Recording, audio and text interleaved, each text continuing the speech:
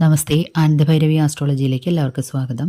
2025 August 1 കർക്കിടകം 16 വെള്ളിയാഴ്ച മുതൽ August 31 ചിങ്ങം 15 ഞായറാഴ്ച വരെയുള്ള ചിങ്ങക്കൂറുകാരുടെ ഓഗസ്റ്റ് മാസ ഫലത്തെക്കുറിച്ചാണ് നമ്മളിപ്പോൾ ചിന്തിക്കുവാൻ പോകുന്നത്. ചിങ്ങക്കൂറിലെ നക്ഷത്രങ്ങളായ മകം, പൂരം, ഉത്രം 1-ാം പാദം എന്നീ നക്ഷത്രക്കാർക്കാണ് ഈ ഫലങ്ങൾ ഏറ്റവും കൂടുതൽ അനുയോജ്യമായിരിക്കുന്നത്. ഈ ചാനൽ ഇതുവരെ സബ്സ്ക്രൈബ് ചെയ്തിട്ടില്ലാത്തവർ ഒന്ന് സബ്സ്ക്രൈബ് ചെയ്യുവാനും മറ്റുള്ളവർക്കായിട്ട് ഈ ചാനലൊന്ന് ഷെയർ ചെയ്ത് കൊടുക്കുവാനും അഭ്യർത്ഥിക്കുന്നു. അരികിലുള്ള ബെൽ ബട്ടൺ അമർത്തി അതിൽ ഓൾ എന്ന് കൊടുത്താൽ ഇനി വരുന്ന എല്ലാ വീഡിയോകളും തത്സമയം തന്നെ നോട്ടിഫിക്കേഷനായിട്ട് ലഭിക്കുന്നതാണ്. വീഡിയോ ഇഷ്ടമായാൽ ഒരു ലൈക്ക് തരുവാൻ മടി കാണിക്കരുതേ. ഒരു കാര്യം കൂടി എല്ലാവരെയും ഓർമ്മിപ്പിച്ചു കൊള്ളുന്നു. ചാരഫലങ്ങൾ ഓരോരുത്തർക്കും പൂർണ്ണമായും അനുയോജ്യമാവണമെന്നില്ല. കാരണം ഓരോരുത്തരുടെയും ജാതകത്തിൽ ലഗ്നാൽ ഈ പറയുന്ന ഗ്രഹങ്ങളെല്ലാം ഏതേതു ഭാവത്തിന്റെ അധിപനാണ്, എവിടെ നിൽക്കുന്നു, അതിൻ്റെ ബലാബലങ്ങൾ എന്നിവ അനുസരിച്ചിട്ടാണ് ചാരഫലങ്ങൾ കൂടി അവർക്ക് അനുഭവത്തിൽ വരുന്നത്.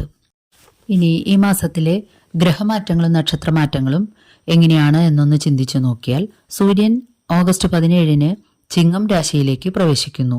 ചൊവ്വ ഓഗസ്റ്റ് 13 അത്തം നക്ഷത്രത്തിൽ പ്രവേശിക്കുന്നു. ബുധൻ ഓഗസ്റ്റ് 21 ആയില്യം നക്ഷത്രത്തിലും 30 ചിങ്ങം രാശിയിൽ മകനക്ഷത്രത്തിലേക്കും പ്രവേശിക്കുന്നു.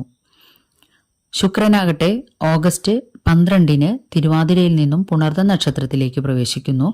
ഓഗസ്റ്റ് 23 പൂയം നക്ഷത്രത്തിലേക്കും കടക്കുന്നു. വ്യാഴം ഓഗസ്റ്റ് 13 മിഥുനം രാശിയിൽ തന്നെ പുണർദ നക്ഷത്രത്തിൽ പ്രവേശിക്കുന്നു. ശനിയാകട്ടെ മീനം രാശിയിൽ ഉത്രട്ടാദി നക്ഷത്രത്തിലൂടെ വക്രസഞ്ചാരം തുടരുകയാണ്. രാഹു കുംഭം രാശിയിൽ പുരൂരുട്ടാദി നക്ഷത്രത്തിലൂടെയും കേതു ചിങ്ങം രാശിയിൽ ഉത്രം 1-ാം പാദത്തിലൂടെയും സഞ്ചരിക്കുന്നു.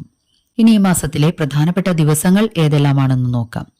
ഓഗസ്റ്റ് 5 ഏകാദശിയും 9 പൗർണമി അഥവാ ആവണി അവിട്ടവും രക്ഷാബന്ധനും ആചരിക്കുന്നു. ഓഗസ്റ്റ് 15 രാമായണ മാസ അവസാനവുമാണ്. ഓഗസ്റ്റ് 17 ആവണിപ്പിറപ്പും ആഘോഷിക്കുന്നു. ഓഗസ്റ്റ് 22 അമാവാസിയും 26 അത്തച്ചമയവും 27 വിനായക ചതുർത്ഥിയും ആഘോഷിക്കുന്നു. ചിങ്ങക്കൂറുകാർക്ക് ഓഗസ്റ്റ് മാസത്തിൽ അവരുടെ 5-ാം ഭാവത്തിൻ്റെയും 8-ാം ഭാവത്തിൻ്റെയും അധിപനായിട്ടുള്ള വ്യാഴം 11 എന്ന സർവാഭീഷ്ട സ്ഥാനത്തുകൂടി സഞ്ചരിച്ചുകൊണ്ടിരിക്കുകയാണല്ലോ.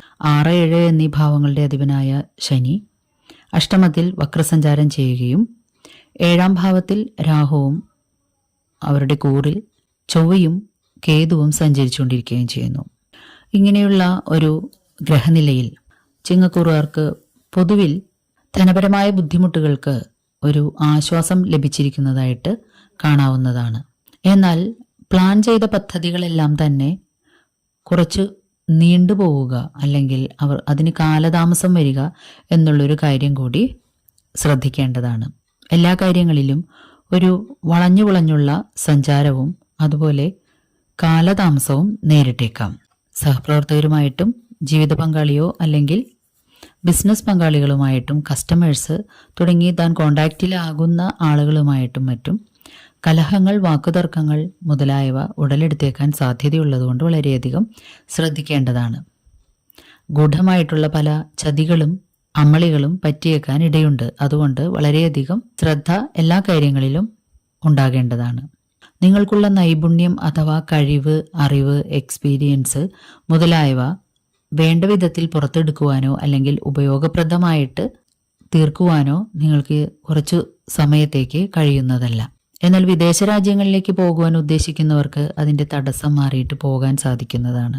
അതുപോലെ വിദേശ രാജ്യങ്ങളിൽ കഴിയുന്നവർക്കും അല്ലെങ്കിൽ ഇവിടെ നിന്ന് വിദേശത്തേക്ക് പോകുന്നവർക്കും തങ്ങളുടെ നൈപുണ്യങ്ങൾ അല്ലെങ്കിൽ കഴിവ്, അറിവ്, എക്സ്പീരിയൻസ് മുതലായവ അവിടെ ഉപകാരപ്രദമായിട്ട് വിനിയോഗിക്കാനും കഴിയുന്നതാണ്. ധനപരമായ ബുദ്ധിമുട്ടുകൾക്ക് അയവ് വരിക, കിട്ടാനുള്ള ധനം കുറച്ചായിട്ടെങ്കിലും കിട്ടുക, അതുപോലെ പണയം വെച്ച സ്വർണം മുതലായവ കുറച്ചായിട്ടെങ്കിലും എടുക്കാൻ സാധിക്കുക തുടങ്ങിയ ഗുണഫലങ്ങൾ പൊതുവിൽ ഉണ്ടാകുന്നതാണ്. പുതിയ പല പദ്ധതികളും പ്ലാൻ ചെയ്ത് നടപ്പിലാക്കാനായിട്ട് ആരംഭിക്കുന്നതാണ്. പക്ഷേ പദ്ധതികൾ കുറച്ചു കാലത്തേക്കെങ്കിലും ഇഴഞ്ഞു നീങ്ങും. എങ്കിലും പല കാര്യങ്ങളും മുൻകൂട്ടി കണ്ടിട്ട് പുതിയ പ്രൊജക്റ്റുകൾ തുടങ്ങുവാനുള്ള പദ്ധതികൾ നിങ്ങൾ ആരംഭിക്കുന്നതാണ്. മുഖം, ശിരസ് മുതലായ ഭാഗങ്ങളിൽ മുറിവ് അല്ലെങ്കിൽ പൊള്ളൽ ഏൽക്കാതിരിക്കുവാനായിട്ട് പ്രത്യേകിച്ച് ശ്രദ്ധിക്കേണ്ടതാണ്.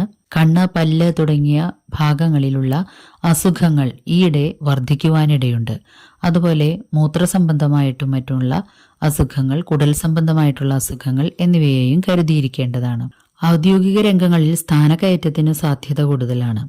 ജനമധ്യത്തിൽ അംഗീകാരവും ഉയർച്ചയും ഉണ്ടാകുന്നതാണ്. രാഷ്ട്രീയ രംഗങ്ങളിൽ പ്രവർത്തിക്കുന്നവർക്കും മറ്റു തരത്തിലുള്ള സംഘടനാ പ്രവർത്തനങ്ങൾ നടത്തുന്നവർക്കും ഇതൊരു അനുകൂലമായിട്ടുള്ള സമയമാണ്. ഉന്നതമായിട്ടുള്ളതും ഉത്തരവാദിത്തങ്ങളുള്ളതുമായിട്ടുള്ള സ്ഥാനങ്ങളിലേക്ക് നിങ്ങളെ നിർദ്ദേശിക്കുവാനും അതുപോലെ അത്തരത്തിലുള്ള കസേരകളിൽ ഇരിക്കുവാനും സാധ്യതയുണ്ട്. മറ്റുള്ളവരുടെ മനോരഥങ്ങൾ അറിഞ്ഞ് പെരുമാറുന്നത് നിങ്ങൾക്ക് ഉചിതമായിരിക്കും. ആചാരാനുഷ്ഠാനങ്ങളിലും മതപരമായിട്ടുള്ള കാര്യങ്ങളിലും കൂടുതൽ ശ്രദ്ധയും താല്പര്യവും ഉണ്ടാകുന്നതാണ്.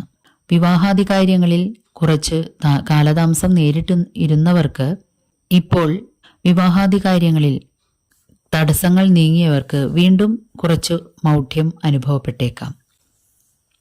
എന്നിരുന്നാലും മാസാവസാനത്തോടു കൂടിയിട്ട് തടസ്സങ്ങൾ മാറി അത്തരം കാര്യങ്ങളിൽ ഒരു സന്തോഷകരമായിട്ടുള്ള പരിവർത്തനങ്ങൾ മറ്റും സംഭവിക്കുന്നതാണ്. പ്രണയങ്ങളും മറ്റും സാഫല്യത്തിലെത്തുന്നതും പുതിയ പ്രണയബന്ധങ്ങളിലേക്ക് ചിലർ കടന്നേക്കാനും ഇടയുണ്ട്. വാഹനങ്ങൾ വാങ്ങുക, വിൽക്കുക, അതുപോലെ വീട് പണിയുക, വിൽക്കുക തുടങ്ങിയ കാര്യങ്ങളെല്ലാം അവതാളത്തിലോ മന്ദഗതിയിലോ ആയിരുന്നവർക്ക് ഇത് വളരെ അനുകൂലമായിട്ടുള്ള സമയമാണ് മാസാവസാനത്തോടുകൂടി ആരംഭിക്കുന്നത്. ഇതിൻ്റെ ക്രയവിക്രയങ്ങളിൽ ഏർപ്പെട്ടിരിക്കുന്നവർക്കും ബ്രോക്കർമാർ അതുപോലെ കുടുംബസ്ഥർ മുതലായവർക്കുമെല്ലാം ഏറ്റവും ഉണർവേകുന്ന ഒരു സമയമാണ് മാസാവസാനത്തോടുകൂടി വരാൻ പോകുന്നത്. ട്രാൻസ്ഫറിനും മറ്റും അപേക്ഷിച്ചിരിക്കുന്നവർക്ക് ഇതുവരെ അത് അനുവദിച്ചു കിട്ടിയിട്ടില്ല എങ്കിൽ ചില്ലറ കാലതാമസം അത്തരം കാര്യങ്ങൾക്ക് ഉണ്ടായേക്കാം. ദിവസവേതനക്കാർക്കും കൃഷിക്കാർ തുടങ്ങിയവർക്കും മറ്റും കുറച്ച് ബുദ്ധിമുട്ടുള്ളൊരു കാലഘട്ടം കൂടിയായിരിക്കും. ഇനി നമുക്ക് താൽക്കാലിക ഗുളികസ്ഥിതി ഫലമനുസരിച്ച് ഓഗസ്റ്റ് മാസത്തിൽ ചിങ്ങക്കൂറുകാർക്ക് എന്തെല്ലാം ഫലങ്ങളാണെന്നും അതുപോലെ ഏതെല്ലാം ദിവസങ്ങൾ പ്രധാനപ്പെട്ട കാര്യങ്ങളിൽ നിന്ന് വിട്ടുനിൽക്കണം എന്നൊന്ന് ചിന്തിച്ചു നോക്കാം. ഓഗസ്റ്റ് 1, 9, 10, 16, 23, 30 എന്നീ ദിവസങ്ങളിൽ പ്രധാനപ്പെട്ട കാര്യങ്ങളിൽ തീരുമാനമെടുക്കുന്നതും ദീർഘദൂര യാത്രകളും ഒഴിവാക്കുക. അതുപോലെ ശിരോരോഗങ്ങൾ, ഏതെങ്കിലും തരത്തിലുള്ള മാനസികവും ശാരീരികവുമായിട്ടുള്ള ബുദ്ധിമുട്ടുകൾ മുതലായവയും സംഭവിച്ചേക്കാവുന്നതാണ്. ഓഗസ്റ്റ് 8, 14, 15, 22, 29 എന്നീ ദിവസങ്ങളിൽ ധനപരമായിട്ടുള്ള ബുദ്ധിമുട്ടുകളോ കിട്ടാനുള്ള ധനം ആ ദിവസങ്ങളിൽ കിട്ടാതിരിക്കുക മുതലായവയും, വിദ്യാർത്ഥികൾക്ക് പഠന മാന്ദ്യം അല്ലെങ്കിൽ മടി മുതലായവ അനുഭവപ്പെടുകയും മറ്റും ഉണ്ടായേക്കാം. വിദേശ രാജ്യങ്ങളിൽ ജോലി ചെയ്യുന്നവർക്കും ധനപരമായിട്ടുള്ള ബുദ്ധിമുട്ടുകളും ഈ പറഞ്ഞ എല്ലാ ഫലങ്ങളും ഈ ദിവസങ്ങളിൽ പ്രത്യേകമായിട്ടും അനുഭവപ്പെട്ടേക്കാനിടയുണ്ട്. ഈ ദിവസങ്ങളിൽ പൈൽസ് മുതലായ അസുഖങ്ങളും മറ്റും ഉള്ളവരും ശ്രദ്ധിക്കേണ്ടതാണ്.